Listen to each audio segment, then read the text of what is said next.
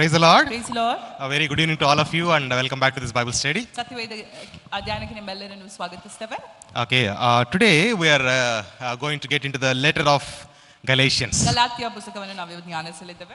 Last week we studied about the introduction to Galatians, right? ಕಳೆದ ವಾರ ಗಲಾತ್ಯದವರಿಗೆ ಬರೆದ ಒಂದು ಪತ್ರಿಕೆಯ ಒಂದು ಇಂಟ್ರೊಡಕ್ಷನ್ ಅನ್ನು ನಾವು ಓದಿದ್ವಿ. Okay, and we also learned a little bit about Paul's mission journeys. ಪೌಲನ ಮಿಷನರಿ ಸೇವೆಗಳು ಪ್ರಯಾಣಗಳ ಕುರಿತಾಗಿ ನಾವು ಕಲ್ತ್ವಿ. Amen. Praise the Lord. Praise the Lord. So before we go into the book of Galatians, Galatia ಪುಸ್ತಕಕ್ಕೆ ನಾವು ಓದೋದಕ್ಕಿಂತ ಮುಂಚೆ ಧ್ಯಾನಿಸೋದಕ್ಕಿಂತ ಮುಂಚಿತವಾಗಿ do you remember why we discussed about this, right? Why Paul wrote this letter? ಪೌಲನ್ ಯಾಕೆ ಪತ್ರಿಕೆಯನ್ನು ಬರೆದ ಎಂಬುದಾಗಿ ನಾವು ಚರ್ಚಿಸಿದ್ವಿ ಗೊತ್ತಾ ನಿಮಗೆ? ತಿದ್ದುವಿಕೆ. Okay, right. He's correcting the church of Galatia. Okay. Galatia ಸಭೆಯನ್ನು ತಿದ್ದುವುದಕ್ಕೋಸ್ಕರ ಬರೆದಂತ ಒಂದು ಪತ್ರಿಕೆ ಇದಾಗಿದೆ. Okay, ಏನ್ ತಿದ್ದುತ್ತಾ ಇದ್ರು? What was he correcting about? So Paul was writing a very strong letter. So ಪೌಲನು ಒಂದು ಕಠಿಣವಾದಂತಹ ಒಂದು ನೇರವಾದಂತಹ ಒಂದು ಮಾತಲ್ಲಿ ಪತ್ರವನ್ನು ಅವರಿಗೆ ಬರೀತಾನೆ ಗದರಿಸುವ ಮೂಲಕ ಎಂಬುದಾಗಿ ನಾವು So in one way you can say that this letter is fight against false teaching. ತಪ್ಪು ಬೋಧನೆಯ ವಿರುದ್ಧ ಒಂದು ಹೋರಾಟ ಪೌಲಂದು ಎಂಬುದಾಗಿ ಪತ್ರದ ಕುರಿತಾಗಿ ನಾವು ಹೇಳಬಹುದು. Okay, praise the Lord. Praise the Lord. Okay, where was this location called Galatia? Galatia ಪ್ರಾಂತ್ಯ ಎಲ್ಲಿತ್ತು? Okay, if we see our present day map, where would it be? ನಾವು ಈ ದಿನದ ನಮ್ಮ ಒಂದು ಮ್ಯಾಪ್ ನೋಡೋದಾದ್ರೆ Galatia ಎಲ್ಲಿರಬಹುದು? Where was this? Where is this located? ಇದು ಎಲ್ಲಿ locate ಆಗಿದೆ? Yes, Turkey. Okay, Turkey. ಟರ್ಕಿಯಲ್ಲಿ ಇದು ಲೊಕೇಟ್ ಆಗಿದೆ. Turkey. Modern day Turkey. So it is in that location. Okay. ಆ ಪ್ರಾಂತ್ಯದಲ್ಲಿ ಗಲಾತ್ಯ ಸಭೆ ಇತ್ತು. Okay, praise the Lord. Praise the Okay, Lord. so before we go into the deeper study, ಇನ್ನು ಆಳವಾದಂತಹ ಒಂದು ಅಧ್ಯಯನಕ್ಕೆ ಹೋಗುತ್ತಿದ್ದ ಮುಂಚಿತವಾಗಿ okay, I want to tell you that we're going to do this study in a inductive Bible study way. ಅನುಗಮದ ಅಧ್ಯಯನವನ್ನು ನಾವು ಮೊದಲು ಮಾಡೋಣ. Okay, if you remember, do you remember? ನಿಮಗೆ ಗೊತ್ತುಂಟಾ ಅನುಗಮನದ ಅಧ್ಯಯನ inductive Bible study 1 year back, ಹಂತಗಳು.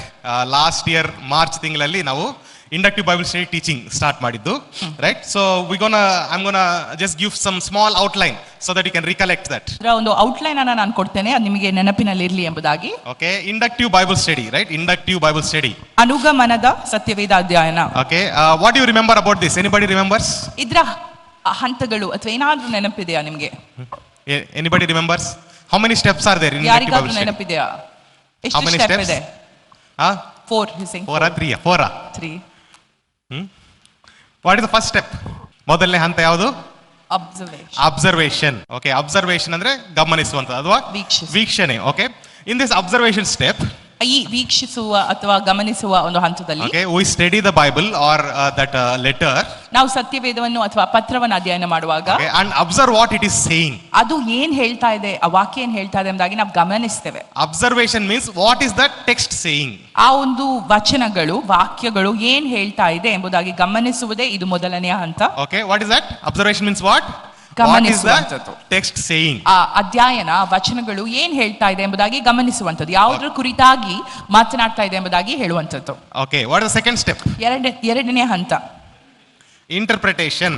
Okay, interpretation means ಅರ್ಥೈಸುವಿಕೆ ಎಂಬುದಾಗಿ ನಾವು ಹೇಳ್ಬೋದು. Interpretation means, in simple words, what is the meaning of the text? ಆ ಒಂದು ಅಧ್ಯಯನದ ಅರ್ಥವು ಏನು, ಅರ್ಥೈಸುವಿಕೆ ಏನು ಎಂಬುದಾಗಿ ಹೇಳುವಂತದ್ದೇ ಇಂಟರ್ಪ್ರಿಟೇಷನ್ ಆಗಿದೆ. Observation means what is the text saying? Observation ಅಥವಾ ವೀಕ್ಷಣೆ ಎಂಬುದಾಗಿ ಹೇಳಿದ್ರೆ ಆ ಒಂದು ವಾಕ್ಯ ಭಾಗ ಏನನ್ನ ಹೇಳ್ತಾ ಇದೆ ಎಂಬುದಾಗಿ ಗಮನಿಸುವಂತದ್ದು. Okay, and interpretation means interpretation ಎಂಬುದಾಗಿ ಹೇಳಿದ್ರೆ what is the meaning of that text? ಅದರ ಅರ್ಥೈಸುವಿಕೆ ಏನು, ಆ ವಚನ ಭಾಗದ ಅರ್ಥೈಸುವಿಕೆ. Okay, what is the third one? ಮೂರನೇದು ಅಪ್ಲಿಕೇಶನ್. Application ಅಂದ್ರೆ ಅನ್ವಯಿಸುವಿಕೆ. Right, this is the most important reason why we are reading the Bible. ನಾವು ಅಧ್ಯಯನ ಯಾಕೆ ಸತ್ಯವೇದ ಎಂತಕ್ಕೆ ಯಾಕೆ ಓದ್ತಾ ಇದ್ದೇವೆ ಎಂಬುದಾಗಿ ಹೇಳುವುದಕ್ಕೆ ಇದೇ ಮೂಲ ಒಂದು ಉದ್ದೇಶವಾಗಿದೆ. Okay, application is the reason for Bible study.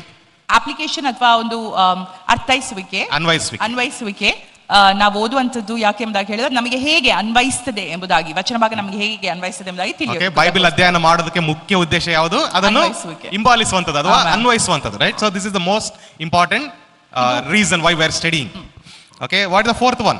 ನಾಲ್ಕನೇದು timeless truths. Okay, timeless truths. ಕಾಲಾತೀತ ಸತ್ಯಗಳು. It's beyond the time, right? ಯಾವಾಗಲೂ ಅದು ಸತ್ಯವೇ ಎಂಬುದಾಗಿ. Praise the Lord. Hallelujah. Okay, are you all with me? Yes. Okay, so we're going to do Bible study in this way. ನಾವು ಈ ರೀತಿಯಾಗಿ ಸತ್ಯವೇದವನ್ನು ಅಧ್ಯಯನ ಮಾಡ್ತೇವೆ. Why we have to study like this? ಯಾಕೆ ನಾವು ಹೀಗೆ ಅಧ್ಯಯನ ಮಾಡಬೇಕು? We can randomly pick Bible verses. ಸುಮ್ಮನೆ ಸತ್ಯವೇದ ವಚನವನ್ನು ಎತ್ತಿ ಓದ್ಬೋದಲ್ಲ, or we can pick some verses and make a sermon out of it. ಕೆಲವು ವಚನಗಳನ್ನು ಜಸ್ಟ್ ಆರಿಸ್ಕೊಂಡು ಅದರಲ್ಲೇ ನಾವು ದೇವರ ವಾಕ್ಯ ಬೋಧನೆ ಅಂತ ಆರಿಸಬಹುದಲ್ಲ. Okay, or you can go to Google and type healing scriptures. All healing scriptures will come. ಗೂಗಲ್ಗೆ ಹೋಗಿ ಎಲ್ಲ ಸ್ವಸ್ಥ ಪಡಿಸುವಂತಹ ವಚನಗಳನ್ನ ನಾವು ಓದಿ ಗೂಗಲ್ಗೆ ಹಾಕ್ಬೋದಲ್ಲ, ಅದೇ ಬರ್ತದೆ. ಅದು ಫುಲ್ ಲಿಸ್ಟ್ ಬರ್ತದೆ, ಅದು ತಗೊಂಡು ನಾವು ಏನ್ ಮಾಡ್ಬೋದು, ಪ್ರಸಂಗ ಮಾಡ್ಬೋದು. We can share the word or prepare a sermon. Or for personal life also you can think, okay, this is what the Bible says. ನಮ್ಮ ವೈಯಕ್ತಿಕ ಜೀವನಕ್ಕೆ ಕೂಡ ನಾವು ಇದನ್ನು ಅನ್ವಯಿಸಿಕೊಂಡು ಹೀಗೆ ನನ್ನ ಸತ್ಯವೇದ ಹೀಗೆ ಹೇಳ್ತಾ ಇದೆ ಈ ಪರಿಸ್ಥಿತಿ ಬಗ್ಗೆ ಎಂಬುದಾಗಿ ಹೇಳ್ಬೋದು. Okay, but that may or may not be correct. ಸರಿ ಆಗಬಹುದು ಆ ವಚನ, ಅಥವಾ ವಚನ ಅರ್ಥೈಸುವಿಕೆ ಸರಿ ಆಗಬಹುದು ಅಥವಾ ಆಗದೇ ಇರಬಹುದು ಕೂಡ. Okay, see for example, ಉದಾಹರಣೆ, there are some churches that developed doctrine, one type of doctrine. ಕೆಲವು ಸಭೆಗಳು ಒಂದು ತರದಂತಹ ಸಿದ್ಧಾಂತವನ್ನ ತಂದಿದೆ. Okay, the doctrine says that no women in that church should speak. ಸಿದ್ಧಾಂತ ಹೀಗೆ ಹೇಳ್ತದೆ, ಸಭೆಯಲ್ಲಿ ಯಾವ ಹೆಂಗಸರು ಮಾತಾಡ್ಲಿಕ್ಕೆ ಇಲ್ಲ ಎಂಬುದಾಗಿ. They cannot lead worship, they cannot stand, they cannot speak at all. ಹೆಂಗಸರಿಗೆ ಸಭೆಯಲ್ಲಿ ಮಾತಾಡ್ಲಿಕ್ಕೆ ಇಲ್ಲ, ಅವರಿಗೆ ಬೋಧನೆ ಮಾಡ್ಲಿಕ್ಕಿಲ್ಲ, ಪ್ರಾರ್ಥನೆ ಮಾಡ್ಲಿಕ್ಕಿಲ್ಲ, ವರ್ಷಿಪ್ ಮಾಡ್ಲಿಕ್ಕಿಲ್ಲ, ಮಾತಾಡ್ಲಿಕ್ಕೆ ಇಲ್ಲ. Okay, so they take that doctrine from 1 Corinthians chapter 14. ಬೋಧನೆಯನ್ನು 1 ಕೊರಿಂಥ್ಯ 14ನೇ ಅಧ್ಯಾಯದಿಂದ ಅವರು ತೆಗೆದುಕೊಳ್ಳುತ್ತಾರೆ. Okay, if you read that chapter, ಆ ಅಧ್ಯಾಯವನ್ನು ನೀವು ಓದಿದ್ರೆ Paul says that women should be silent in the church. ಪೌಲನ್ ಹೇಳ್ತಾ ಇದ್ದಾನೆ ಸಭೆಗೆ ನೀವು ಸುಮ್ಮನೆ ಇರಬೇಕು ಸ್ತ್ರೀಯರು ಸಭೆಯಲ್ಲಿ ಎಂಬುದಾಗಿ. Okay, and he says that I will not allow women to speak in my church. ನನ್ನ ಸಭೆಯಲ್ಲಿ ಹೆಂಗಸರಿಗೆ ಮಾತಾಡಲು ನಾನು ಬಿಡುವುದಿಲ್ಲ ಎಂಬುದಾಗಿ ಪೌಲನ್ ಹೇಳ್ತಾನೆ. And he also says that, you know, whatever you want to speak, go home and ask your husband. ನಿಮ್ಗೆ ಏನಾದ್ರೂ ಸಂದೇಹಗಳಿದ್ರೆ ಹೋಗಿ ನಿಮ್ಮ ಮನೆಯಲ್ಲಿ ನಿಮ್ಮ ಹಸ್ಬೆಂಡ್ ಹತ್ರ ಕೇಳಿ ಎಂಬುದಾಗಿ. Okay, and he also says that women speaking loud is disgrace. ಹೆಂಗಸರು ಜೋರಾದ ಧ್ವನಿಯಿಂದ ಮಾತಾಡೋದು ಕೂಡ ಒಂದು ತಪ್ಪು ಎಂಬುದಾಗಿ ಹೇಳ್ತಾರೆ. Okay, if you read all that, ನೀವು ಇದೆಲ್ಲ ಓದಿದ್ರೆ it looks like Paul is against women. ಪೌಲನು ಸ್ತ್ರೀಯರ ವಿರುದ್ಧವಾಗಿದ್ದಾನೆ ಎಂಬುದಾಗಿ ನಿಮಗೆ ಅನ್ನಿಸ್ತದೆ. Okay, that's why some churches follow this doctrine, women cannot speak. ಆದುದರಿಂದ ಕೆಲವು ಸಭೆಗಳು ಈ ತರ ಬೋಧನೆಯನ್ನೇ ಇಟ್ಕೊಳ್ತಾರೆ, ಸ್ತ್ರೀಯರಿಗೆ ಯಾವ ಅವಕಾಶ ಕೊಡೋದಿಲ್ಲ ಮಾತಾಡಲಿಕ್ಕೆ. But if you read same letter only, 1 Corinthians 11th chapter, ಅದೇ ನೀವು ಇದೇ ಪುಸ್ತಕ 11ನೇ ಅಧ್ಯಾಯವನ್ನು ಓದಿದ್ರೆ, okay, Paul says if women is prophesying or leading prayer, ಪೌಲನ್ ಇಲ್ಲೇ ಬರೆಯುತ್ತಾನೆ, ಒಂದು ವೇಳೆ ಒಂದು ಪಕ್ಷದಲ್ಲಿ ಸ್ತ್ರೀಯರು ಪ್ರವಾದನೆ ಮಾಡುವುದಾದ್ರೆ ಅಥವಾ ಪ್ರಾರ್ಥನೆ ಮಾಡುವುದಾದ್ರೆ they have to cover their heads. ಅವರ ತಲೆಯನ್ನು ಅವರು ಕವರ್ ಮಾಡಬೇಕಾಗಿದೆ. Okay, in 14th chapter is saying, 14ನೇ ಒಂದು ಅಧ್ಯಾಯದಲ್ಲಿ ಏನು ಹೇಳ್ತಾ ಇದ್ದಾರೆ? what is saying? ಏನು ಹೇಳ್ತಾ ಇದ್ದಾರೆ? ಮೌನವಾಗಿರಬೇಕು. All the women should be quiet, right? But in 11th chapter is saying, 11ನೇ ಅಧ್ಯಾಯದಲ್ಲಿ he's saying that if women is prophesying or praying, ಸ್ತ್ರೀಯರು ಪ್ರವಾದನೆ ಮಾಡುವುದಾದ್ರೆ ಅಥವಾ ಪ್ರಾರ್ಥನೆ ಮಾಡುವುದಾದ್ರೆ ಅವರು ತಲೆಯನ್ನು ಕವರ್ ಮಾಡಬೇಕು. Okay, ಸ್ತ್ರೀಯರು ಪ್ರಾಫಸಿ ಮಾಡೋದಾದ್ರೆ ಕವರ್ ಮಾಡಬಹುದು, ಇಲ್ಲಿ ಏನೋ ಮಾತಾಡಲೇಬಾರದು ಅಂತ ಹೇಳ್ತಾ ಇದ್ದಾರೆ. ಇದರಲ್ಲಿ ಯಾವ ತಗೊಳ್ಬೇಕು? Which one we should take? ಯಾವುದನ್ನ ತಗೊಳ್ಬೇಕಾಗಿದೆ? Okay, that's where you have to do the observation. ಅದಕ್ಕೋಸ್ಕರ ನೀವು ಈ ಹಂತವನ್ನು ಪಾಲಿಸಬೇಕಾಗಿದೆ. ಮೊದಲನೇದಾಗಿ ಅಬ್ಸರ್ವೇಷನ್ ಅಥವಾ what is observation means? ಗಮನಿಸುವಂತದ್ದು. Okay, ಈ ಅಧ್ಯಾಯನ ಏನು ಹೇಳ್ತಾ ಇದೆ ಅದನ್ನು ನಾವೇನ್ ಮಾಡಬೇಕು? ಗಮನಿಸಬೇಕು. Praise the Lord. We have to observe what this text is saying. Means what is it saying that we have to find out first. ಈ ಒಂದು ವಚನ ಭಾಗ ಅಥವಾ ಪ್ಯಾಸೇಜ್ ಏನನ್ನ ಹೇಳ್ತಾ ಇದೆ ಎಂಬುದಾಗಿ ನಾವು ಗಮನಿಸಿ ಮೊದಲು ಕಂಡುಕೊಳ್ಳಬೇಕಾಗಿದೆ. So if you read 1 Corinthians chapter 14, ಒಂದು ವೇಳೆ ನೀವು 1ನೇ ಕೊರಿಂಥ 14ನೇ ಅಧ್ಯಾಯವನ್ನು ಓದುವುದಾದ್ರೆ, the entire chapter Paul was talking about church order.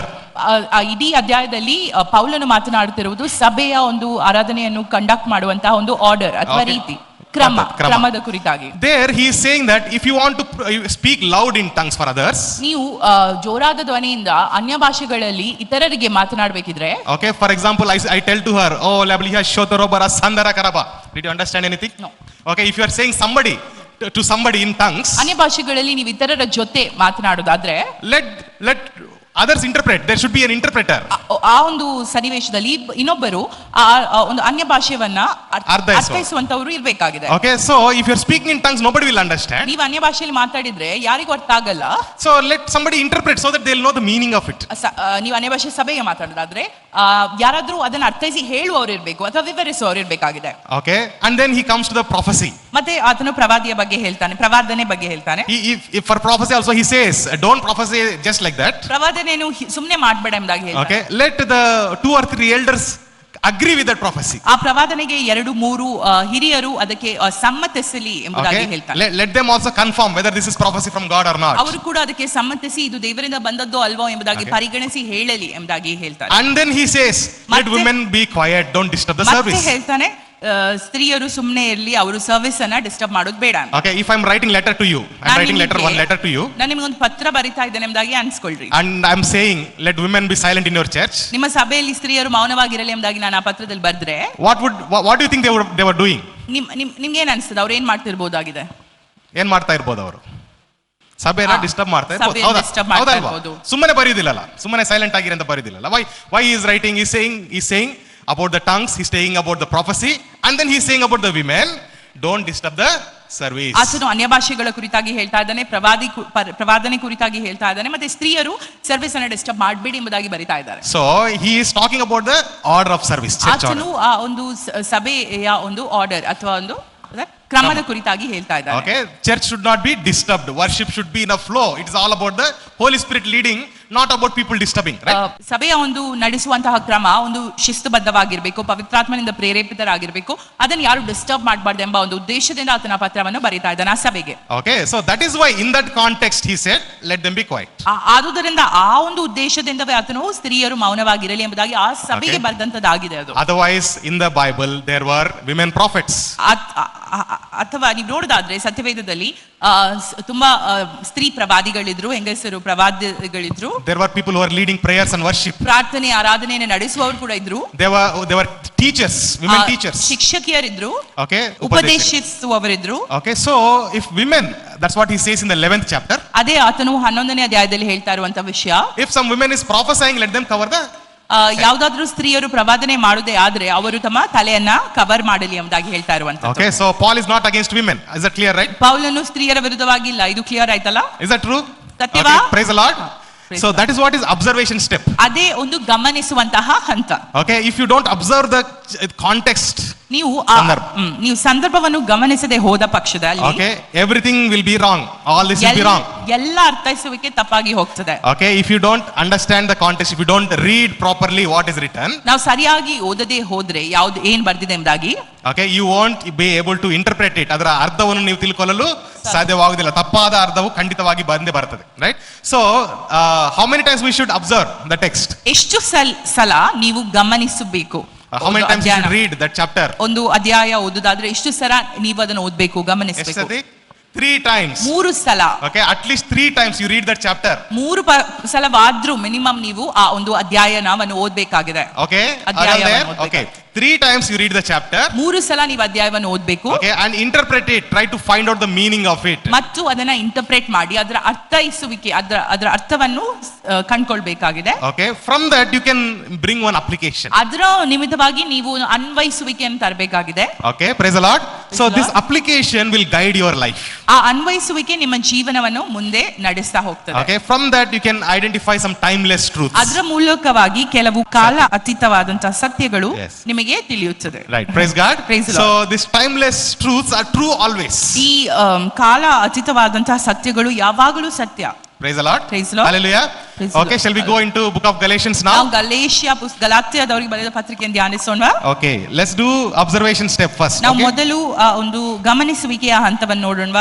Okay, so today we're practicing, okay? ಅಭ್ಯಾಸ ಮಾಡೋಣ. Okay, from next week we'll go into the teaching type. ಬರುವ ವಾರ ನಾವು ಬೋಧನೆಯನ್ನು ಮಾಡೋಣ. Okay, all right, let's practice the first step, observation step. ಮೊದಲನೇದಾಗಿ ಗಮನಿಸುವಿಕೆಯ ಹಂತ. Okay, can we read Galatians chapter 1? Galatia 1ನೆಯ ಒಂದು ಅಧ್ಯಾಯವನ್ನು ಓದೋಣ. 5 ವಚನಗಳು ಓದೋಣ. 5 verses we'll read. Okay, ಮನುಷ್ಯನ ಕಡೆಯಿಂದಾಗಲಿ ಮನುಷ್ಯನ ಮುಖಾಂತರದಿಂದಾಗಲಿ ಅಪೊಸ್ತಲನಾಗಿರದೆ ಯೇಸು ಕ್ರಿಸ್ತನ ಮುಖಾಂತರವು ಆತನನ್ನು ಸತ್ತವರೊಳಗಿಂದ ಎಬ್ಬಿಸಿದ ತಂದೆಯಾದ ದೇವರಿಂದಲೂ ಅಪೊಸ್ತಲ ಉದ್ಯೋಗವನ್ನು ಹೊಂದಿದ ಪೌಲನೆಂಬ ನಾನು ನನ್ನ ಜೊತೆಯಲ್ಲಿರುವ ಎಲ್ಲಾ ಸಹೋದರರು ಗಲಾತ್ಯದಲ್ಲಿರುವ ಸಭೆಗಳಿಗೆ ಬರೆಯುವುದೇನೆಂದರೆ, ತಂದೆಯಾದ ದೇವರಿಂದಲೂ ನಮ್ಮ ಕರ್ತನಾದ ಯೇಸು ಕ್ರಿಸ್ತನಿಂದಲೂ ನಿಮಗೆ ಕೃಪೆಯೂ ಶಾಂತಿಯೂ ಆಗಲಿ. ಈತನು ನಮ್ಮನ್ನು ಕೆಟ್ಟದಾಗಿರುವ ಈಗಿನ ದುಷ್ಟ ಯುಗದೊಳಗಿಂದ ಬಿಡಿಸಬೇಕೆಂದು ನಮ್ಮ ತಂದೆಯಾದ ದೇವರ ಚಿತ್ತಕ್ಕೆ ಅನುಸಾರವಾಗಿ ನಮ್ಮ ಪಾಪಗಳ ದೆಸೆಯಿಂದ ತನ್ನನ್ನು ಮರಣಕ್ಕೆ ಒಪ್ಪಿಸಿದನು. ದೇವರಿಗೆ ಯುಗಾಂತರಗಳಲ್ಲಿಯೂ ಸ್ತೋತ್ರ. Amen. Amen. Praise the Lord. Okay, he starts with talking about the apostleship, right? ಅಪೊಸ್ತಲನ ಅಪೊಸ್ತಲರ ಕುರಿತಾಗಿ ಆತನು ಮಾತನಾಡ್ತಾ ಇದ್ದಾನೆ. Okay, and he says what is that job of apostle, ಉದ್ಯೋಗ ಎಂಬುದಾಗಿ ಹೇಳ್ತಾ ಇದ್ದಾನೆ. ಅಪೊಸ್ತಲೋದ್ಯೋಗವನ್ನು ಹೊಂದಿದ ಪೌಲನು ಎಂಬುದಾಗಿ ಹೇಳಿ ಆತನು ಶುರು ಮಾಡ್ತಾನೆ. Okay, so in observation, ಈ ಗಮನಿಸುವಿಕೆಯ ಹಂತದಲ್ಲಿ you can ask few questions. ಕೆಲವು ಪ್ರಶ್ನೆಗಳನ್ನು ನೀವು ಕೇಳಬಹುದಾಗಿದೆ. Okay, if you read first verse and second verse, what question can we ask? ಮೊದಲನೇ ವಚನ ಎರಡನೇ ವಚನ ಓದುದಾದ್ರೆ ಯಾವ ತರದ ಪ್ರಶ್ನೆಗಳನ್ನು ಕೇಳಬಹುದು? What can you learn about apostles? ಅಪೊಸ್ತಲರ ಕುರಿತಾಗಿ ನೀವು ಏನನ್ನ ಕಲಿಯಬಹುದು? Okay, ಒಂದನೇ ವಚನ ಎರಡನೇ ವಚನ ಓದುವಾಗ ಅಪೊಸ್ತಲರ ಕುರಿತು ನೀವು ಏನ್ ಕಲಿಬಹುದು ಅದರಲ್ಲಿ? What can we learn? They are appointed by God himself, by Christ himself. Hallelujah. ಯೇಸು ಕ್ರಿಸ್ತನ ಮುಖಾಂತರವೇ ಅವರು ನೇಮಿಸಲ್ಪಟ್ಟವರು ಎಂಬುದಾಗಿ ನಾವು ಮೊದಲನೆಯ ಎರಡು ವಚನಗಳಲ್ಲಿ ಓದಿ ತಿಳಿಯುತ್ತೇವೆ. See what it is written, not from man or through man. ಮನುಷ್ಯರ ಕಡೆಯಿಂದಾಗಲಿ ಮನುಷ್ಯನ ಮುಖಾಂತರದಿಂದಾಗಲಿ Okay, they are not appointed. ಅಪೊಸ್ತಲನಾಗಿರದೆ. Okay, from who appointed them? ಯಾರು ಅವರನ್ನು ನೇಮಿಸಿದ್ರು? Jesus Christ ನಿಮಿತ್ತ and God the Father. ಮತ್ತು ತಂದೆಯ ನಿಮಿತ್ತವಾಗಿಯೇ. Praise the Lord. Hallelujah. Hallelujah. So God who raised him from the dead, he has appointed apostles. ಯೇಸು ಕ್ರಿಸ್ತನನ್ನು ಸತ್ತೊಳಗಿಂದ ಎಬ್ಬಿಸಿದ ತಂದೆಯಾದ ದೇವರಿಂದಲೇ ಅಪೊಸ್ತಲನಾಗಿ ನೇಮಿಸಲ್ಪಟ್ಟಿದ್ದೇನೆ ಎಂಬುದಾಗಿ ಪೌಲನು ಹೇಳ್ತಾ ಇದ್ದಾನೆ. Who appointed apostles now? ನಾವು ಈಗ ನೀವು ಹೇಳಿ ಅಪೊಸ್ತಲರನ್ನು ಯಾರು ನೇಮಿಸಿದರು? Who appointed? God himself, right? ತಂದೆಯಾದ ದೇವರು ಯೇಸು ಕ್ರಿಸ್ತನು ನೇಮಿಸಿದ್ರು. Hallelujah. Hallelujah. So your calling from God is from God, not from men. ನಿಮ್ಮ ಕರೆಯುವಿಕೆ ದೇವರಿಂದಲೇ ನೇಮಿಸಲ್ಪಟ್ಟದಂತದಾಗಿದೆ, ಉದ್ದೇಶಿಸಲ್ಪಟ್ಟದಂತಾಗಿದೆ, ಮನುಷ್ಯರಿಂದಲ್ಲ. Hallelujah. Praise the Lord. Hallelujah. So if God has appointed a leader for the church, ಅಂದ್ರೆ ಸಭೆಗೆ ಒಂದು ನಾಯಕನನ್ನು ದೇವರು ನೇಮಿಸಿದಾದ್ರೆ, like apostles or prophets or pastor, ಅಪೊಸ್ತಲರಾಗಿರಬಹುದು, ಸಭಾಪಾಲಕರಾಗಿರಬಹುದು ಅಥವಾ ಪ್ರವಾದಿಗಳಾಗಿರಬಹುದು, should we respect them or not? ನಾವು ಅವರಿಗೆ ಸನ್ಮಾನ ಕೊಡ್ಬೇಕಾ ಬೇಡವಾ? Yes or no? ಹೌದಾ ಅಲ್ವಾ? Tell me yes or no. Tell strong. Yes. ಹೌದು. Why we should respect? ಅವರಿಗೆ ನಾವು ಸನ್ಮಾನಿಸಬೇಕು. ಯಾಕೆ? ಯಾರಿಂದ ಅಪಾಯಿಂಟ್ ಮಾಡಲ್ಪಟ್ಟಿದ್ದಾರೆ? ಅವರು ದೇವರಿಂದ ನೇಮಿಸಲ್ಪಟ್ಟವರಾಗಿದ್ದ ಕಾರಣ. Hallelujah. Okay. All right. So why Paul is introducing himself like this? ಪೌಲನು ಯಾಕೆ ತನ್ನನ್ನೇ ಈ ರೀತಿಯಾಗಿ ಪರಿಚಯಿಸ್ತಾ ಇದ್ದಾನೆ? Why in other letters we see he says Paul, I'm a prisoner of Christ, like that. ಎಲ್ಲ ಅಧ್ಯಾಯದಲ್ಲಿ ಪತ್ರಗಳಲ್ಲಿ ನೋಡಿದಾದ್ರೆ ನಾನು ಪೌಲನು, ನಾನು ಕ್ರಿಸ್ತನ ನಿಮಿತ್ತ ಬಂಧಿಸಲ್ಪಟ್ಟ, ಸೆರೆಯಲ್ಲಿಡಲ್ಪಟ್ಟ ಒಬ್ಬ ಸೇವಕನು ಅಂತೆಲ್ಲ ಹೇಳ್ತಾರೆ. Okay, but here he is saying I am apostle appointed by God. ಆದ್ರೆ ಇಲ್ಲಿ ಆತನು ಹೇಳ್ತಾ ಇದ್ದಾನೆ ಗಲಾತ್ಯದವರಿಗೆ ಬರೆದ ಪತ್ರಿಕೆಯಲ್ಲಿ, ನಾನು ಅಪೊಸ್ತಲನು ದೇವರಿಂದ ನೇಮಿಸಲ್ಪಟ್ಟವನು ಎಂಬುದಾಗಿ. Why he is saying like that? ಯಾಕೆ ಈ ತರ ಹೇಳ್ತಿದ್ದಾನೆ ಎಂಬ ಒಂದು ಪ್ರಶ್ನೆ ಕೂಡ ನಾವು ಕೇಳಬೇಕಾಗಿದೆ. Okay. Yes.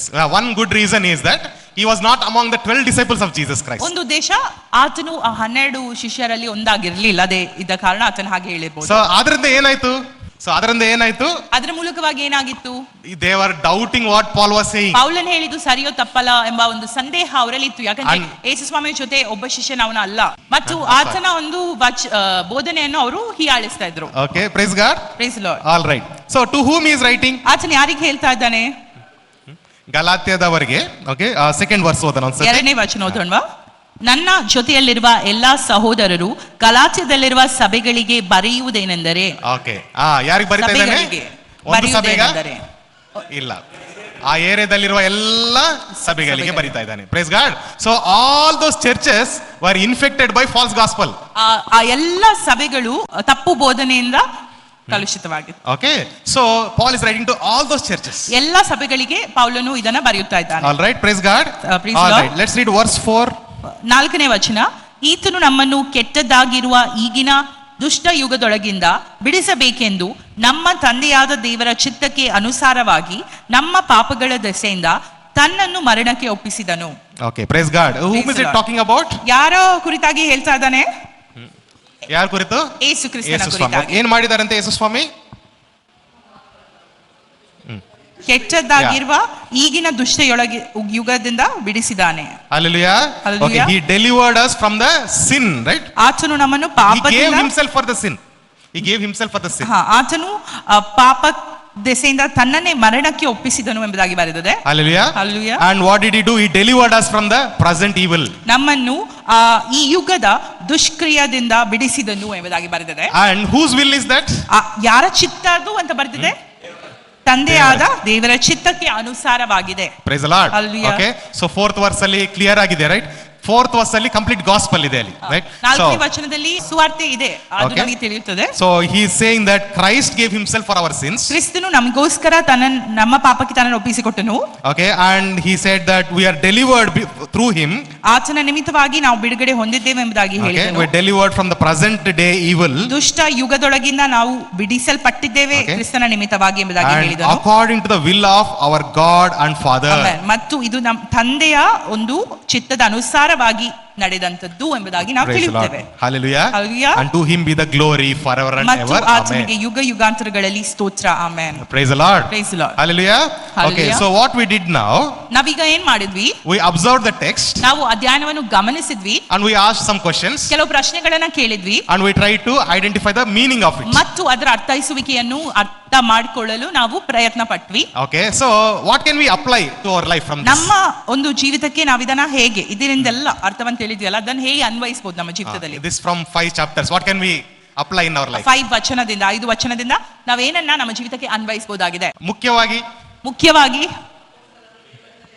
ಅಪೊಸ್ತಲರು ದೇವರಿಂದ ನೇಮಿಸಲ್ಪಟ್ಟವರು. Okay, ಅಪೊಸ್ತಲರು ದೇವರಿಂದ ಸುವಾರ್ತೆಯಿಂದ ನಮಗೆ ಬಿಡುಗಡೆ ಆಗಿದೆ. Praise the Lord. Praise the Lord. ನಮಗೆ ಬಿಡುಗಡೆ ಆಗಿದೆ. ಆಮೆನ್. ಯೇಸು ನಮಗೋಸ್ಕರ ಮಾಡಿದ ಕಾರ್ಯದಿಂದ ನಮಗೆ ಬಿಡುಗಡೆ ಆಗಿದೆ. Okay, so apostles were appointed by God himself. ಕ್ರಿಸ್ತನಿಂದ ದೇವರಿಂದ ನೇಮಿಸಲ್ಪಟ್ಟವರು. Okay, then second one. ಎರಡನೇದಾಗಿ ಯೇಸು ಕ್ರಿಸ್ತನ ನಿಮಿತ್ತ ಓಕೆ, ಎಲ್ಲಾ ಸಭೆಗಳಿಗೋಸ್ಕರ ಬರೆಯಲ್ಪಟ್ಟ ಒಂದು ಪತ್ರಿಕೆ. ಓಕೆ, ಸ್ತೋತ್ರ ಮಾಡ್ತೇವೆ. Price the lord. 5th verse ಅಲ್ಲಿ ಏನಿದೆ? All glory belong to him alone. ಆತನಿಗೆ ಮಾತ್ರ ಎಲ್ಲ ಯುಗ ಯುಗಾಂತರಗಳಲ್ಲಿ ಸ್ತೋತ್ರ ಎಂಬುದಾಗಿ ಬರೆದಿದೆ 5ನೇ ವಚನದಲ್ಲಿ. Hallelujah, praise God, forever and ever. ಯಾವಾಗಲೂ ಯುಗ ಯುಗಾಂತರಗಳಲ್ಲಿ ಆತನಿಗೆ ಸ್ತೋತ್ರವಾಗಲಿ ಎಂಬುದಾಗಿ. Amen. So what we should not do? ನಾವೇನ್ ಮಾಡಬಾರದು? ಈ 5 ವಚನಗಳಿಂದ ನಾವು ಮಾಡಬಾರದಂತ ಸಂಗತಿಗಳು ಯಾವುವು? ದೇವರಿಂದ ನೇಮಿಸಲ್ಪಟ್ಟವರ ಬಗ್ಗೆ ಸಂಶಯ ಪಡಬಾರದು. In English, the ones who are appointed by God, we should not doubt them or speak against them. Okay, right? Application. Okay, right? Shall we do that? Yes. ನಾವು ಅದನ್ನ follow ಮಾಡೋಣವಾ? Okay, can you turn to neighbor and say, don't speak against God appointed leaders. ನಿಮ್ಮ ಪಕ್ಕದವರ ತಿರುಗಿ ಹೇಳಿ, ದೇವರು ನೇಮಿಸಲ್ಪಟ್ಟ ನಾಯಕರ ಕುರಿತಾಗಿ ಮಾತನಾಡಬೇಡಿ. ಅವರ ವಿರುದ್ಧವಾಗಿ ಮಾತನಾಡಬೇಡಿ. Praise the Lord. Praise the Lord. Okay, what else we should not do? ಇನ್ನೇನ್ ನಾವು ಮಾಡಬಾರದು? What else we should not do? Don't try to save yourself or earn your salvation. ನಿಮ್ಮನ್ನ ನೀವೇ ರಕ್ಷಿಸಿಕೊಳ್ಳಿಕ್ಕೆ ನೋಡಬೇಡಿ. Okay, don't try to earn your salvation. ನಿಮ್ಮ ರಕ್ಷಣೆಯನ್ನು ಸಂಪಾದಿಸಿಕೊಳ್ಳಿಕ್ಕೆ ನೀವು ನೋಡಬೇಡಿ. Okay, it is given by ಅದು ಯಾರಿಂದ ಕೊಡಲ್ಪಟ್ಟಿದೆ? By Christ himself and the Father himself. Amen. ಕ್ರಿಸ್ತನ ಮೂಲಕವಾಗಿ ನಮ್ಮ ತಂದೆ ಮೂಲಕವಾಗಿ ಅದು ನಮಗೆ ಕೊಡಲ್ಪಟ್ಟಿದೆ. So what we should do? ನಾವೇನ್ ಮಾಡಬೇಕು? Receive his grace by believing. ಆ ಕ್ರಿಸ್ತನ ಒಂದು ಕೃಪೆಯನ್ನು ನಾವು ಸ್ವೀಕರಿಸಬೇಕಾಗಿದೆ. Okay, ವಿಶ್ವಾಸದಿಂದ, ನಂಬಿಕೆಯಿಂದ ವಿಶ್ವಾಸದಿಂದ ಸ್ವೀಕರಿಸಬೇಕಾಗಿದೆ. Hallelujah. Praise God. Shall we do that? ಅದನ್ನ ಮಾಡೋಣವಾ? Tell to your neighbor, don't try to save yourself. ನಿಮ್ಮ ಪಕ್ಕದವರ ಹತ್ರ ಹೇಳಿ, ನೀನೇ ನಿನ್ನನ್ನು ರಕ್ಷಿಸಿಕೊಳ್ಳಿಕ್ಕೆ ನೋಡಬೇಡ. Christ has finished the work. ಕ್ರಿಸ್ತನು ಕ್ರಿಯೆಯನ್ನು ಮಾಡಿ ಮುಗಿಸಿದ್ದಾನೆ. Okay, praise the Lord. Hallelujah. So what else we can learn from this? ಇನ್ನೇನು ನೀವು ಕಲಿಬಹುದು ಇದರಿಂದ? The present evil age ಎಂಬುದಾಗಿ ಕರೀತಾ ಇದ್ದಾರೆ. ಈಗಿನ ದುಷ್ಟ ಯುಗದೊಳಗಿಂದ ಬಿಡಿಸಿದನು. Okay, why he is calling evil age? ಈಗಿನ ದುಷ್ಟ ಯುಗ ಎಂಬುದಾಗಿ ಏನಕ್ಕೆ ಕರೀತಾ ಇದ್ದಾರೆ? Because there is constantly the law is being preached along with the gospel. ನಿರಂತರವಾಗಿ ಸುವಾರ್ತೆಯ ಜೊತೆ ಅಲ್ಲಿ ಧರ್ಮಶಾಸ್ತ್ರವು ಬೋಧಿಸಲ್ಪಡ್ತಾ ಇತ್ತು. It's a mixed gospel. ಕಲಬೆರಕೆ ಆದಂತಹ ಸುವಾರ್ತೆ ಅಲ್ಲ. Praise the Lord. So mixed gospel is not gospel. Okay. Okay, right. 5th verse, right? Sunanda pastor. 5ನೇ ವಚನ. Okay. We should always thank the Lord. We should carry a gratitude in our heart to always thank the Lord forever and ever, because this is not something that we can earn. He has to do it and he has done it. ಆತನು ನಾವು ಕ್ರಿಸ್ತನು ಮಾಡಿದಂತ ಕಾರ್ಯಗಳಿಗೆ ದಿನ ಸ್ತೋತ್ರ ಹೇಳಬೇಕಾಗಿದೆ. ಯಾಕಂದ್ರೆ ಇದು ನಾವು ಒಂದು ಸಂಪಾದಿಸುವಂತಹ ಒಂದು ವಿಷಯವಲ್ಲ, ಇದು ಆತನು ಆಗ್ಲೇ ನಮಗೆ ಕೊಟ್ಟಂತಹ ಒಂದು ಕೃಪೆ ಆಗಿದೆ. ಅದಕ್ಕೋಸ್ಕರ ನಾವು ದಿನನಿತ್ಯ ಆತನಿಗೆ ವಂದನೆಗಳನ್ನು ಸಲ್ಲಿಸಬೇಕು ಎಂಬುದಾಗಿ ಕೂಡ ನಾವು ಅರ್ಥೈಸಬಹುದಾಗಿದೆ. So this is not something we remember only on Good Friday and Easter. This is something we remember every day and give thanks to the Lord. Good Friday ಮತ್ತೆ ಈಸ್ಟರ್ ಸಂದರ್ಭಗಳಲ್ಲಿ ಮಾತ್ರ ಇದನ್ನ ನೆನಪಿನಲ್ಲಿ ಇಟ್ಕೊಂಡು ನಾವು ಇದನ್ನ ಸ್ಮರಿಸುವುದಲ್ಲ, ದಿನನಿತ್ಯ ನಾವು ಇದನ್ನ ನೆನೆಸಬೇಕಾಗಿದೆ. Hallelujah. Praise the Lord. Okay, ಇನ್ನು ಏನಾದರೂ ಉಂಟಾ 5 ವಚನಗಳಲ್ಲಿ? ಇನ್ನೇನಾದ್ರೂ ಇದೆಯಾ 5 ವಚನಗಳಲ್ಲಿ? Anything else is there? Okay, praise God. All right. So ಈ ಕೇಸಲ್ಲಿ ನಾವು ನೋಡೋದಾದ್ರೆ ಫಸ್ಟ್ 5 ವಚನದಲ್ಲಿ ಕೆಟ್ಟ ಯುಗ ಎಂಬುದಾಗಿ ಹೇಳುವಾಗ ಧರ್ಮಶಾಸ್ತ್ರದ ತಪ್ಪು ಬೋಧನೆ ಬಗ್ಗೆನೇ ಮಾತನಾಡ್ತಾ ಇದ್ದಾರೆ ಎಂಬುದಾಗಿ ಅರ್ಥ. Okay, praise the Lord. Okay, ನಾನೊಂದು ಉದಾಹರಣೆ ಹೇಳ್ತೀನಿ. For one example I will give you. In the recent times, just 1 week in the, I think maybe 15 days back, 15 ದಿನಗಳ ಹಿಂದೆ okay, I realized something in me. ನನ್ನಲ್ಲಿ ನಾನೊಂದು ಅರ್ಥೈಸಿದೆ. Okay, I'm talking about how this law is very attractive. ಈ ಒಂದು ಧರ್ಮಶಾಸ್ತ್ರ ಎಷ್ಟು ಆಕರ್ಷಿತವಾಗಿದೆ ಎಂಬುದಾಗಿ Okay. ಹೇಳ್ತೇನೆ. I realized what I was going through. ನಾನು ಯಾವ ಪರಿಸ್ಥಿತಿಯಿಂದ ಹಾದು ಹೋಗ್ತಿದ್ನೋ Okay, in my mind subconsciously. ನನ್ನ ಆಲೋಚನೆಗಳಲ್ಲಿ Okay, I started to depend upon myself rather than the grace of God. ಕೃಪೆಯನ್ನು ಆದುಕೊಳ್ಳದೆ ನನ್ನ ಮೇಲೆ ನಾನು ಅವಲಂಬಿಸಿದೆ. Okay, some incidents were going on in our house. ನಮ್ಮ ಮನೆಯಲ್ಲಿ ಕೆಲವು ಸಂಗತಿಗಳು ನಡೆಯುತ್ತಾ ಇತ್ತು. Maybe some small disturbances. ಕೆಲವು ಚಿಕ್ಕ disturbances. And my son falling sick again and again. ನಮ್ಮ ಮಗ ಮತ್ತೆ ಹುಷಾರಿಲ್ಲದೆ ಇರುವಂತದ್ದು. Okay, so when these things were going on, ಈ ಪರಿಸ್ಥಿತಿ ಆಗ್ತಾ ಇರುವಾಗ one day I sat and I was thinking, I was talking to her. ನಾವು ಕೂತು ಮಾತನಾಡ್ತಾ ಇದ್ವಿ. Okay, somehow subconsciously. ನಮಗೆ ತಿಳಿಯದ ರೀತಿಯಲ್ಲಿ ಓಕೆ, ನನ್ನ ಆಲೋಚನೆಗಳಲ್ಲಿ, okay, instead of depending upon God's grace, I was depending upon where I stand in my strength. ನಾನು ನನ್ನ ಬಲದಲ್ಲಿ ಎಲ್ಲಿ ನಿಂತಿದ್ದೇನೆ ಎಂಬುದಾಗಿ ನಾನು ಆಲೋಚಿಸ್ತಾ ಇದ್ದೆ. Okay, and how my relationship is with God, it is imperfect. ನನ್ನ ದೇವರ ಜೊತೆಗೆ ನನ್ನ ಸಂಬಂಧ ಹೇಗಿದೆ ಅದು ಒಂದು ಸರಿ ಒಂದು ಸಮರ್ಥಕವಾಗಿಲ್ಲ okay, because I am a normal human being. I fall down, I get up, I shake, I tremble, I am strong, all things. ಯಾಕಂದ್ರೆ ನಾನು ಸಾಧಾರಣವಾದಂತಹ ಒಂದು ಮನುಷ್ಯ, ಕೆಲವು ಬಲಹೀನವಾಗಿರ್ತೇನೆ, ಬಲವಾಗಿರ್ತೇನೆ Okay, ಎಂಬುದಾಗಿ. so my relationship with God is like shaky. ನನ್ನ ದೇವರ ಜೊತೆಗಿನ ಸಂಬಂಧ ಕೂಡ ಅಲ್ಲಾಡ್ತಾ ಇರುತ್ತೆ. Okay, but the Bible does not teach us to depend on the relationship but depend on the word of God. ಸತ್ಯವೇದವು ನಮಗೆ ಆ ಸಂಬಂಧದ ಮೇಲೆ ಅವಲಂಬಿಸಿ ಎಂಬುದಾಗಿ ಹೇಳ್ತಾ ಇಲ್ಲ, ದೇವರ ವಾಕ್ಯದ ಮೇಲೆ ಅವಲಂಬಿಸಿ ಎಂಬುದಾಗಿ ಹೇಳ್ತಾ ಇದೆ. Okay, and the Bible teaches us to depend on the grace of God, not on the relationship. Amen. Relationship comes through the grace. ದೇವರ ಕೃಪೆ ಮೇಲೆ ಹಾದ್ಕೊಳ್ಬೇಕು ಎಂಬುದಾಗಿ ಬೈಬಲ್ ಟೀಚ್ ಮಾಡ್ತಾ ಇದೆ. ರಿಲೇಶನ್ಶಿಪ್ ಮೇಲೆ ಅಲ್ಲ, ಕೃಪೆಯಿಂದ ರಿಲೇಶನ್ಶಿಪ್ ಬರ್ತದೆ. Right, praise the lord. So ಆದ್ರೆ ನನ್ನ ವಿಷಯದಲ್ಲಿ ಏನಾಯ್ತು, ನಾನು ಸ್ವಲ್ಪವಾಗಿ ಆ ರಿಲೇಶನ್ಶಿಪ್ ಸರಿ ಇಲ್ಲಲ್ಲ ಅಂದ್ರೆ ನನ್ನ ಪ್ರಾರ್ಥನೆಗಳು ದೇವರು ಉತ್ತರಿಸುವುದಿಲ್ಲಲ್ಲ, ನಾನು ಸರಿ ಇಲ್ಲಲ್ಲ, ಅದಕ್ಕೆ ನನ್ನ ಜೀವನದಲ್ಲಿ ಈ ರೀತಿಯಲ್ಲಿ ಆಗ್ತದೆ, ಮನೆಯಲ್ಲಿ ಈ ರೀತಿಯಲ್ಲಿ ಆಗ್ತದೆ ಅಂತ ಸಬ್ಕಾನ್ಶಿಯಸ್ಲಿ ನನ್ನ ಮೈಂಡಲ್ಲಿ ಓಡ್ತಾ ಇತ್ತು. ನಾನು ರಿಯಲೈಸ್ ಆಗಲಿಲ್ಲ. ಎಲ್ಲ ಹೊರಗೆ ಎಲ್ಲ ಚೆನ್ನಾಗಿದ್ದೆ, ಬಟ್ ಮೈಂಡಲ್ಲಿ ಎಲ್ಲೋ ಒಂದು ಕಡೆ ಆಗ್ತಾ ಇತ್ತು. ಹಂಗಾಗಿ ನಾವಿಬ್ಬರು ಡಿಸ್ಕಸ್ ಮಾಡಿ ಏನ್ ಮಾಡಿದ್ದೇವೆ, ತಿರ್ಗಾ will come back to the basics from the foundation. Again will start reading the word, confessing the word, meditating the word, declaring the word. When we started to do that, again we came back to that grace of God, again depending upon the grace of God, and that grace set us free in everything. Amen. So ಪ್ರತಿದಿನ ದೇವರ ವಾಕ್ಯವನ್ನು declare ಮಾಡುವಂಥದ್ದು, ವಚನಗಳನ್ನು ತೆಗೆದು ಅದನ್ನು ನಾವು ಶುರು ಮಾಡಿದ್ವಿ ಲಿಯಾಮ್ ಮೇಲೆ ಕೂಡ. ಸೊ ಅದ್ಮೇಲೆ ನಮಗೆ ಕಂಪ್ಲೀಟ್ ಆಗಿ ನಾವು ಈಗ ದೇವರ ಕೃಪೆಯ ಅಡಿಯಲ್ಲೇ ಇದ್ದೇವೆ ಎಂಬ ಒಂದು ವಿಶ್ವಾಸ ನಮ್ಮ ಹೃದಯದಲ್ಲಿ Okay, when we depended on the word is true, right? Forever is true. ದೇವರ ವಾಕ್ಯದಲ್ಲಿ ನಾವು ಅವಲಂಬಿಸುವಾಗ ಆ ಒಂದು ರಿಯಲೈಸೇಷನ್ ಬಂತು, ಮತ್ತೆ ದೇವರ ವಾಕ್ಯ ಸತ್ಯವಾದಂತಹ ವಾಕ್ಯವಾಗಿದೆ, ಯಾವಾಗಲೂ ಸತ್ಯವಾಗಿರುವಂತಹ ವಾಕ್ಯವಾಗಿದೆ. Okay, and that word set us free. ಮತ್ತು ಅದು ನಮ್ಮನ್ನು ಬಿಡುಗಡೆಗೊಳಿಸಿತು. That grace of God set us free. ಆ ಕೃಪೆ ನಮ್ಮನ್ನು ಬಿಡುಗಡೆಗೊಳಿಸಿತು. All the troubles that we are going through broken suddenly. ನಾವು ರೆಕರಿಂಗ್ ಆಗಿ ಸಿಕ್ನೆಸ್ ಬರ್ತಿರುವಂತದ್ದು ಅದು ಮುರಿದು ಹೋಯ್ತು. Okay, praise the Lord. Praise the Why Lord. I am sharing this is, ನಾನು ಯಾಕೆ ಹೇಳ್ತಾ ಇದ್ದೇನೆ ಎಂಬುದಾಗಿ, law is very attractive. ಆ ಧರ್ಮಶಾಸ್ತ್ರವು ತುಂಬಾ ಆಕರ್ಷಕವಾಗಿ ಕಾಣಬಹುದು. We don't know when it will enter in your brain. ಅದು ಯಾವಾಗ ನಮ್ಮ ಬ್ರೈನ್ಸ್ ಮನಸ್ಸಿನೊಳಗೆ ಆಲೋಚನೆಗಳಿಗೆ ಹೋಗ್ತದೆ ಎಂಬುದಾಗಿ ನಮಗೆ ಗೊತ್ತಾಗುದಿಲ್ಲ. ನೋಡಿ, ಪ್ರತಿ ದಿವಸ ನಾನು ಪ್ರೀಚ್ ಮಾಡೋದು ಗ್ರೇಸೆ, ಆದ್ರೂ ಕೂಡ ನನ್ನ ಮೈಂಡ್ ಅಲ್ಲಿ ಏನ್ ಬಂತು, ಧರ್ಮಶಾಸ್ತ್ರ ಬಂತು. Right, so that's why Paul is writing this letter. ಆದುದರಿಂದ ಪೌಲನು ಈ ಪತ್ರಗಳನ್ನು ಬರೆಯುತ್ತಾ ಇದ್ದಾನೆ. ಓಕೆ, ನಾವು ಓದೋಣ, ಇನ್ನು ಮುಂದೆ ಹೋದ್ರೆ ಇನ್ನೂ ಚೆನ್ನಾಗಿರ್ತದೆ. Right, let us read from verse 6 to 9 ಓದೋಣ. 6-9 ವಚನ ಓದೋಣ. ಕ್ರಿಸ್ತನ ಕೃಪೆಯಿಂದ ನಿಮ್ಮನ್ನು ಕರೆದಾತನನ್ನು ನೀವು ಇಷ್ಟು ಬೇಗನೆ ಬಿಟ್ಟು ಬೇರೆ ಸುವಾರ್ತೆಯನ್ನು ಹಿಡಿದಿರುವುದಕ್ಕೆ ಆಶ್ಚರ್ಯ ಪಡುತ್ತೇನೆ. ಅದು ಸುವಾರ್ತೆಯೇ ಅಲ್ಲ, ಆದರೆ ಕೆಲವರು ನಿಮ್ಮಲ್ಲಿ ಭೇದವನ್ನು ಹುಟ್ಟಿಸ್ತಾ ಕ್ರಿಸ್ತನ ಸುವಾರ್ತೆಯನ್ನು ಮಾರ್ಪಡಿಸುವುದಕ್ಕೆ ಅಪೇಕ್ಷಿಸ್ತಾ ಇದ್ದಾರೆ. ಆದರೂ ನಾವು ನಿಮಗೆ ಸಾರಿದ ಸುವಾರ್ತೆಗೆ ವಿರುದ್ಧವಾದದ್ದನ್ನು ನಾವೇ ಆಗಲಿ ಪರಲೋಕದಿಂದ ಬಂದ ದೇವದೂತನೇ ಆಗಲಿ ನಿಮಗೆ ಸಾರಿದರೆ ಶಾಪಗ್ರಸ್ತನಾಗಲಿ. ನೀವು ಸ್ವೀಕರಿಸಿದ ಸುವಾರ್ತೆಗೆ ವಿರುದ್ಧವಾದದ್ದನ್ನು ಯಾವನಾದರೂ ನಿಮಗೆ ಸಾರಿದರೆ ಅವನು ಶಾಪಗ್ರಸ್ತನಾಗಲಿ ಎಂದು ನಾವು ಮೊದಲೇ ಹೇಳಿದಂತೆಯೇ ಈಗಲೂ ನಾನು ತಿರುಗಿ ಹೇಳುತ್ತೇನೆ. Amen, praise the Lord, hallelujah. ಅದನ್ನೇ ಪೌಲನು ಏನ್ ಬರಿತಾ ಇದ್ದಾನೆ 6ನೇ ವಚನದಲ್ಲಿ, I am astonished, I am shocked he says. ಆತನು 6ನೇ ವಚನದಲ್ಲಿ ಬರಿತಾ ಇದ್ದಾನೆ, ನಾನು ಆಶ್ಚರ್ಯ ಪಡುತ್ತೇನೆ ಎಂಬುದಾಗಿ. Okay, so he is astonished that how you have drifted away from the grace of Christ. ನೀವು ಕ್ರಿಸ್ತನ ಕೃಪೆಯಿಂದ ಹೇಗೆ ಬೇರ್ಪಟ್ಟಿದ್ದೀರಿ ಎಂಬುದನ್ನು ನೋಡಿ ನಾನು ಅಚ್ಚರಿಗೊಂಡಿದ್ದೇನೆ. And he says you turn towards a different gospel. ಇದು ಸುವಾರ್ತೆಯವೇ ಅಲ್ಲ, ನೀವು ತಿರುಗಿದ ಕಡೆ ಸುವಾರ್ತೆವೇ ಅಲ್ಲ ಎಂಬುದಾಗಿ ಬರೆದಿದೆ. Praise the Lord, hallelujah.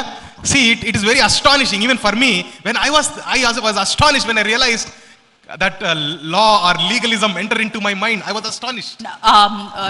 ನಂಗೆ ಕೂಡ ಆಶ್ಚರ್ಯ ಆಯ್ತು ಹೇಗೆ ಒಂದು ಧರ್ಮಶಾಸ್ತ್ರದ ಒಂದು ಆಲೋಚನೆ ನನ್ನ ಮನಸ್ಸಿಗೆ ಬಂತು ಮತ್ತು ಅದನ್ನೇ ನಾನು ಅದೇ ಮಾರ್ಗದಲ್ಲಿ ಹೋದೆ ಎಂಬುದಾಗಿ ಒಂದು ವಿಷಯ ಹೇಳ್ಬೇಕು. ಇಲ್ಲಿ ಸಭೆಗೆ ಫಸ್ಟ್ ಬಂದಾಗ ನಾನು ಯೋಚನೆ ಮಾಡ್ತಿದ್ದೆ, ಯಾಕೆ ಪಾಸ್ಟರ್ ಸುಮ್ಮನೆ ಕೃಪೆ ಕೃಪೆ ಕೃಪೆ ಅಂತ ಅದನ್ನೇ ಬೋಧನೆ ಮಾಡ್ತಾ ಇದ್ದಾರೆ ಅಂತ ನಾನು ಯೋಚನೆ ಮಾಡ್ತಿದ್ದೆ. ಓಕೆ, ಆದ್ರೆ ಈಗ ನನಗೆ ಅರ್ಥ ಆಗ್ತದೆ ಏನಂದ್ರೆ, ಕೃಪೆ ಬಗ್ಗೆ ನೀವು ಬೋಧನೆ ಮಾಡದಿದ್ದರೆ ಮನಸ್ಸಿನಲ್ಲಿ ಏನ್ ಬರ್ತದೆ? ಧರ್ಮಶಾಸ್ತ್ರ ಬಂದ್ಬಿಡುತ್ತೆ. Okay, praise the Lord. Okay, praise the Lord. Okay, let us ask some questions. ಕೆಲವು ಪ್ರಶ್ನೆಗಳನ್ನು ನಾವು ಕೇಳೋಣ. What was Paul amazed about? ಪೌಲ ಯಾವುದರ ಕುರಿತಾಗಿ ಆಶ್ಚರ್ಯಪಟ್ಟನು? ಬೇರೆ ಸುವಾರ್ತೆನ ಅಷ್ಟು ಬೇಗ, ಓಕೆ, ಕೃಪೆಯನ್ನು ಮರೆತು ಅಷ್ಟು ಬೇಗ ಎಲ್ಲಿಗೆ ಹೋಗಿದ್ದಾರೆ? ಬೇರೆ ಸುವಾರ್ತೆಗೆ ಹೋಗಿದ್ದಾರೆ. ಓಕೆ, ಎಸ್, ಯಾ, ಕರೆಕ್ಟ್. ಲಾಸ್ಟ್ ಟೈಮ್ ನಾವು ಪಾಲ್ ಮಿಷನ್ ಜರ್ನಿಯಲ್ಲಿ ಕೂಡ ನೋಡಿದ್ದೇವೆ. ಏನು, ಪೌಲನು ಗಲಾತ್ಯ ಸಭೆ ಜೊತೆ ಅಂದ್ರೆ ಆ ಏರಿಯಾದಲ್ಲಿ ತುಂಬಾ ಸಮಯ ಕಳೆದಿದ್ದಾನಂತೆ. Many years he stayed with them, right? And the pastor is sharing that in the 3rd chapter it is written, Paul is saying, I have illustrated to you what Christ has done upon the cross. ಕ್ರಿಸ್ತನು ಕ್ರೂಚಿಯಲ್ಲಿ ಮಾಡಿದಂತದ್ದನ್ನು ನಾನು ವಿವರಿಸಲಿಲ್ವಾ ನಿಮ್ಮ ಮುಂದೆ ಎಂಬುದಾಗಿ 3ನೇ ಅಧ್ಯಾಯದಲ್ಲಿ ಕೂಡ ಪೌಲನು ಅವರಿಗೆ ಪ್ರಶ್ನಿಸುವುದನ್ನು ನಾವು ನೋಡ್ತೇವೆ. So Paul explained them gospel very clearly. ಪೌಲನು ಆ ಸತ್ಯವೇದವನ್ನು ಸುವಾರ್ತೆಯನ್ನು ಸಂಪೂರ್ಣವಾಗಿ ವಿವರಿಸಿ ಆ ಜನರಿಗೆ ಹೇಳಿದ್ರು. He stayed with them for a very long time. Galatia ಸಭೆಯಲ್ಲಿ ಆತನು ತುಂಬಾ ವರ್ಷ ಅವರ ಜೊತೆ ಇದ್ದು ಸೇವೆ ಮಾಡಿದ್ದು. Okay, still very quickly they drifted away. ಆದರೂ ತುಂಬಾ ಬೇಗನೆ ಅವರು ಸತ್ಯದಿಂದ ದೂರ ಬಂದ್ರು. Okay, ಸುಳ್ಳಾದ ಸುವಾರ್ತೆಗೆ ತಿರುಗಿಕೊಂಡಿದ್ದಾರೆ. When we think about it, it is easy for us to take the law than the grace. ನಾವು ನೋಡೋದಾದ್ರೆ ಕೃಪೆಯನ್ನು ಸ್ವೀಕರಿಸಕ್ಕಿಂತ ಧರ್ಮಶಾಸ್ತ್ರವನ್ನು ಸ್ವೀಕರಿಸುವುದು ತುಂಬಾ ಸುಲಭವಾಗಿ ನಮಗೆ ಕೆಲವೊಮ್ಮೆ ತೋರುತ್ತದೆ. Because it's very attractive to the human mind. Praise the Lord. That's true. It is a fallen nature. ಬಿತ್ತೋಗಿರುವಂತ ಸ್ಥಿತಿಯಲ್ಲಿರುವಂತ ಮನಸ್ಸದಾಗಿದೆ. Okay, praise the Lord. Okay, all right. So is it a positive surprise or negative surprise? ಇದು ನಕಾರಾತ್ಮಕವಾದಂತ ಆಶ್ಚರ್ಯಪಡುವಂತ ವಿಷಯ, ಸಕಾರಾತ್ಮಕವಾಗಿ ಆಶ್ಚರ್ಯಪಡುವಂತ ವಿಷಯ. In some letters, for example, ಕೆಲವು ಪತ್ರಗಳಲ್ಲಿ ಉದಾಹರಣೆಗೆ example, Philemon, letter to Philemon. ಫೈಲಮೋನಿಗೆ ಬರೆದ ಒಂದು ಪತ್ರಿಕೆಯಲ್ಲಿ Paul uses the same word. I am astonished to see your faith and love. ಪೌಲನು ಹೇಳ್ತಾನೆ, ನಾನು ನಿಮ್ಮ ಪ್ರೀತಿ ಮತ್ತು ನಂಬಿಕೆಯ ವಿಶ್ವಾಸ ನೋಡಿ ಅಚ್ಚರಿಗೊಂಡಿದ್ದೇನೆ ಎಂಬುದಾಗಿ. Okay, ಅದು ಏನಾಗಿದೆ? It's a positive surprise. What is this one? This is a negative surprise. It's a shock for him. So and Paul is saying, whom should we please? ಪೌಲನು ಒಂದು ಪ್ರಶ್ನೆ ಕೇಳ್ತಾ ಇದ್ದಾನೆ, ಯಾರನ್ನು ನಾವು ಮೆಚ್ಚಿಸಬೇಕಾಗಿದೆ? ಓಕೆ, ಯಾರನ್ನು ಮೆಚ್ಚಿಸಬಹುದು? ನಾವು ಯಾರನ್ನು ಮೆಚ್ಚಿಸಬೇಕು? ದೇವರನ್ನ, ಮನುಷ್ಯರನ್ನ. ಆದ್ರೂ ಕೂಡ ನೀವು ದೇವರನ್ನೇ ಅಂತ ಹೇಳ್ಬೋದು, ಆದ್ರೂ ಕೂಡ ಕೆಲವೊಮ್ಮೆ ಧರ್ಮಶಾಸ್ತ್ರ ಬೋಧನೆ ಮಾಡುವವರನ್ನ ಸ್ವಲ್ಪ ಮೆಚ್ಚಿಸಿದ್ರೆ ನಮ್ಮೊಟ್ಟಿಗೆ ಚೆನ್ನಾಗಿರ್ತಾರೆ. ನಾವು ಗ್ರೇಸ್ ಬಗ್ಗೆ ಟೀಚ್ ಮಾಡಿದ್ರೆ ಏನ್ ಹೇಳ್ತಾರೆ? ಇದು ಫಾಲ್ಸ್ ಟೀಚರ್, ರೈಟ್? ಇವ್ರು ಫಾಲ್ಸ್ ಟೀಚರ್ ಬಂದಿದ್ದಾರೆ, ಅದಕ್ಕೋಸ್ಕರ ನಾವು ಏನ್ ಮಾಡ್ಬೇಕು? ಸ್ವಲ್ಪ mix the masala. Okay, should we do that? ಹಾಗೆ ಮಾಡ್ಬೇಕಾ? ಇಲ್ಲ, right? So can you turn to neighbour and say, only grace, no law, no law. Even if people say you are false preacher, doesn't matter. Only grace, preach only grace. ನೀನು ತಪ್ಪು ಬೋಧಕ ಎಂಬುದಾಗಿ ಜನರು ಹೇಳಿದ್ರು ಕೂಡ ನೀವು ಕೃಪೆಯನ್ನೇ ಮಾತ್ರ ಬೋಧಿಸಿರಿ. Okay, praise God. Hallelujah. So what can we learn from the attitude of Paul here? ಪೌಲನ ಒಂದು ವ್ಯಕ್ತಿತ್ವದಿಂದ ನಾವೇನನ್ನು ಕಲಿಬಹುದು? ಏನ್ ಕಲಿಬಹುದು? Okay, praise the Lord. We have to no compromise. Sorry?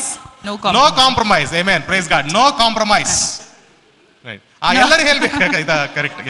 Okay, ಎಲ್ಲ ರೆಸ್ಪಾಂಡ್, ಬಟ್ ನಾವೆಲ್ಲ ಸೈಲೆಂಟ್ ಇರ್ತೇವೆ. ಓಕೆ, ನೀವೆಲ್ಲ ರೆಸ್ಪಾಂಡ್ ಮಾಡ್ಬೇಕು. Okay, ಏನ್ ಕಲಿಬಹುದು ಪೌಲನ ಆಟಿಟ್ಯೂಡ್ ಇಂದ?